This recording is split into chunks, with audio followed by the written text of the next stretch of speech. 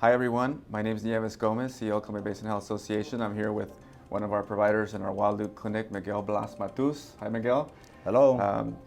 What we wanted to do was ask you about this interesting 2020, obviously with the worldwide pandemic and COVID-19, a lot of changes. How did you experience it? I guess in retrospect, give us some of your thoughts on what did the year 2020 kind of teach you about yourself and about our kind of work? Well, thank you very much for inviting me in this interesting interview. Basically, I will talk from my own experience. 2020, basically, what can I say? I've been working for this company for the past 12 years now, and I have never experienced that much stress in my life than this past year, the 2020, particularly the COVID time.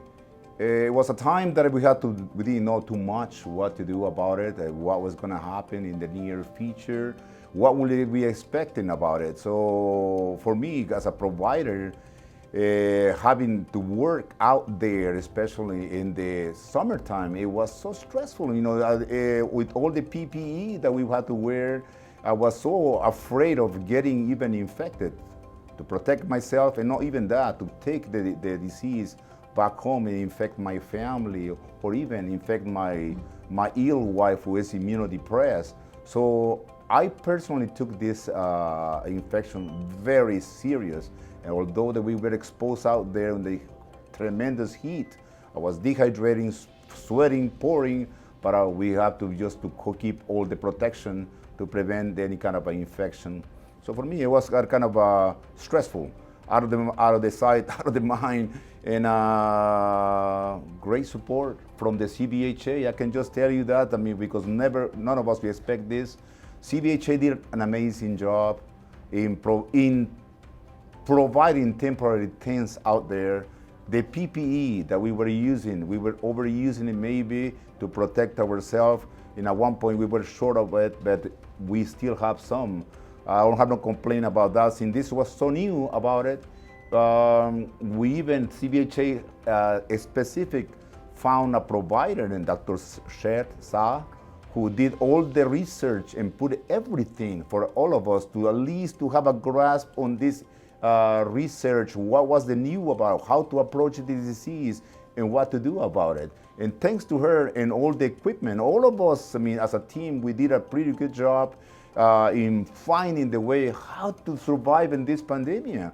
Inside the building, we did a major, I mean, we were just moving to get the thought of each one of the providers, what can we do to approach this disease? And CBHA did an amazing job. I'm impressed for all the organization, the way that they restructured the building, finding a place where to get the patients, and never forget, I mean, also the PPEs where we're just running out of it. And I have learned a lot. I mean, that my life over here became to the point when I start seeing my patients, 19 of my patients, I think because I'm one of the popular providers over here, I have patients who lost their life. A total, the one that I count, 19 of them.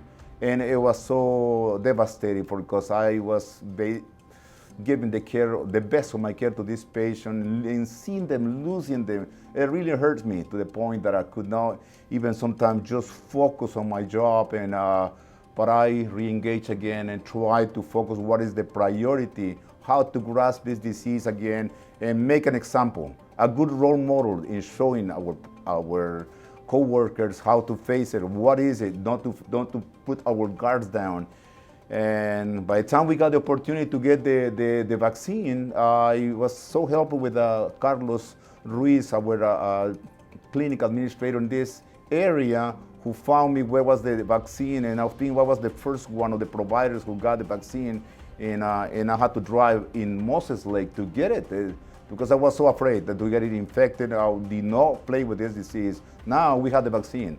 CDC is giving us the opportunity to have the vaccine, and I think all of us, we should get the time just to get the vaccine, because this disease will not go away.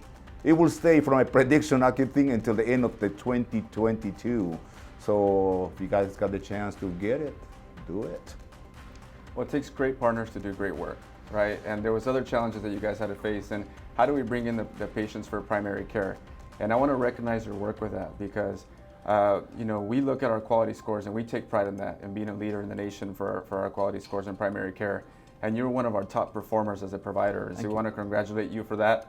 We also want to congratulate you for, obviously you have a passion for this, you can tell. And it was a very difficult year and you were able to adjust and we partnered well on this. So I want to take the time right now to let you know and communicate to you, number one, congratulations for being our 2020 Provider of the Year. Oh, that's so awesome. That's a fact, and so congratulations. We came here to let you know that. That was a surprise. Yeah.